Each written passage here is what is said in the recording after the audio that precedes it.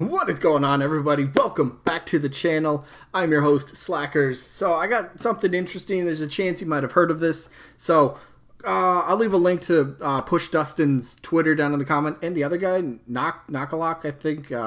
But I'll leave, Knockalok, yeah. But I'll leave a link to their Twitter so you guys can go check it out for yourself if you really want to. And I would. There's some pretty good reads in here. So what we have today is Sakurai giving us a quick, he does his Famitsu column, I believe, every month or something. And then Push Dustin is usually the one that translates it. I think sometimes he does it by himself, sometimes he doesn't. He might have help with some other people. But anyway, they translate it, and we get some pretty interesting tidbits about Smash Bros., whether it's DLC or just random info, which is great, which is absolutely awesome. So what we got today is translating the Famitsu column. So what this means is, let's see, there's quite a bit on here. So what did I want to start with? I guess I'll just start with the top, right? So this means that they're able to get through translation quicker because there's multiple people. Yeah. Okay. So now here's the good stuff. All right.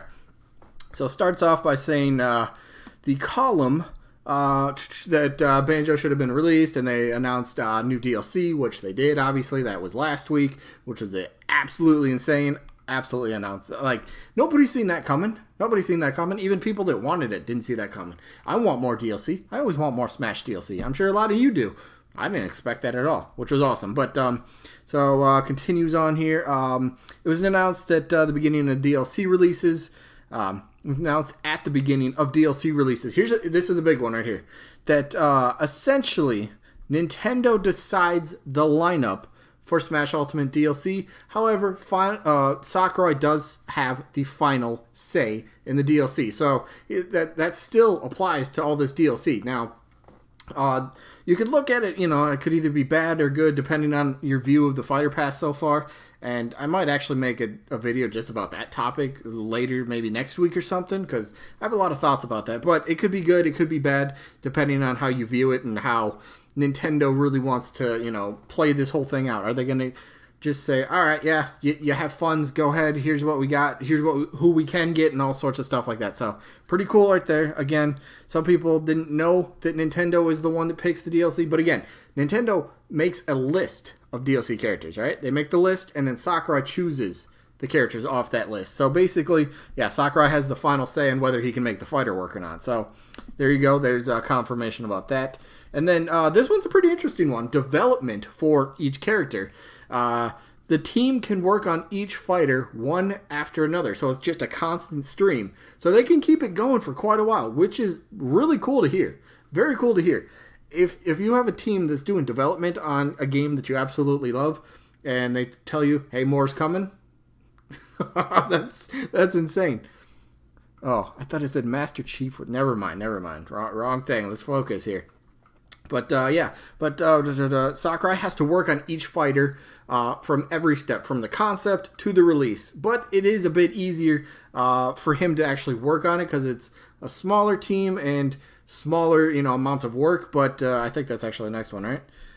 One of these next ones somewhere in here. But Sakurai wants to put all his efforts into Smash Bros. He is not working on another game. So he's got all his time and all his attention focused on Smash Bros. Currently, which is great. When you have somebody doing DLC and you know that they really are passionate about it, it's just good and just great to hear, reaffirming, if you will, that this person is mainly focused on this objective for the DLC in Smash. Very cool to hear. He isn't taking a long break, though. But while managing the team for DLC is much easier than the base game, obviously, because it's only a couple set installments, just a character, a stage, and then some music tracks. Again, you still got to coordinate with the people you got to reach out to. Like for Banjo example, had to reach out to Grant Kirkhope, first person outside of Japan, I think. Sakurai said that he wasn't sure if Grant would understand the way he wanted things done, but I guess everything worked out, and he praised him pretty well. The music, the tracks for Banjo, thumbs up. I loved them. I think a lot of people really do.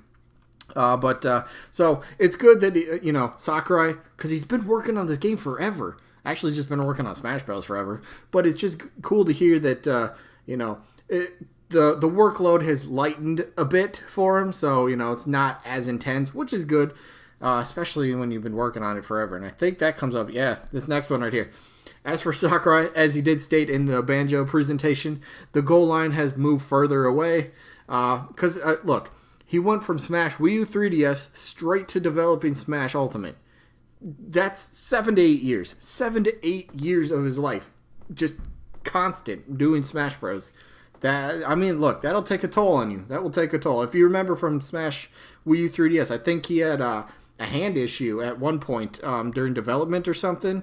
And it made him a bit difficult, obviously, only working with one hand, trying to create games and characters and all that sort of stuff. That's difficult. That is difficult. But, yeah, so he went from Wii U 3DS straight to Smash Ultimate. So it's like, and this is what Sakurai's quoting here, it's like staying in the same match in an online game for 7 to 8 years. Which, yeah, you could probably get quite tired of it after a while, no doubt, but he's working on Smash development consistently for 7 to 8 years. That's crazy right there to think. Like, you know Sakurai's working on the game, but to think that you've been doing it for just that long, that's, wow, really? Wow, that's crazy, 7 to 8 years. But let's see what else we got here. However, Sakurai does say, and he did state this as well, he's enjoying his work. It's an honor to be involved with a game with so many different franchises. And think about that for Smash Bros. For a second. That is absolutely nuts. Absolutely nuts. Just the amount of different franchises. Not just first party, but third party, iconic mega franchises all in one game. And Sakurai gets to work on this and playtest the games and everything. And then just, what a job. What a phenomenal job that he does. And what a great job that he has. That's crazy. But, it goes on to say that he's played several games, so he kind of gets to know the characters beforehand, so he kind of has an edge going into the development, which is good. So, yeah, it's like a perfect job. Not that one. That's not what I wanted to talk about. What else did I have? Oh, I guess just a bunch of random stuff. Oh, the other tweet here. So, this is a pretty big, I guess it's a factor we got to really start thinking about now going forward. And that would be that... and this is Nakalok, the other guy. I hope I pronounced that right. Maybe I didn't, but if I did, that's who it is. But he states right here, also considering Smash's gameplay when thinking about various characters and games is very important. It isn't bad to be busy making the challenger approaching videos and producing characters so quickly. So I guess something they really take into consideration is Smash's gameplay, and I guess if they really believe a character can fit in the style of Smash Bros, which is pretty interesting. Now, I know that's a big topic of debate. Can characters fit in? Do we get mature rated characters? Can they be toned down enough to where they still feel like themselves? Because Sakurai has stated that in the past as well, that he truly wants the character to resemble themselves, but they also have to be able to fit in Smash Bros. So, Mortal Kombat's a pretty decent one. I think it could still happen. You can still tone him down, but I guess it just comes down to his view.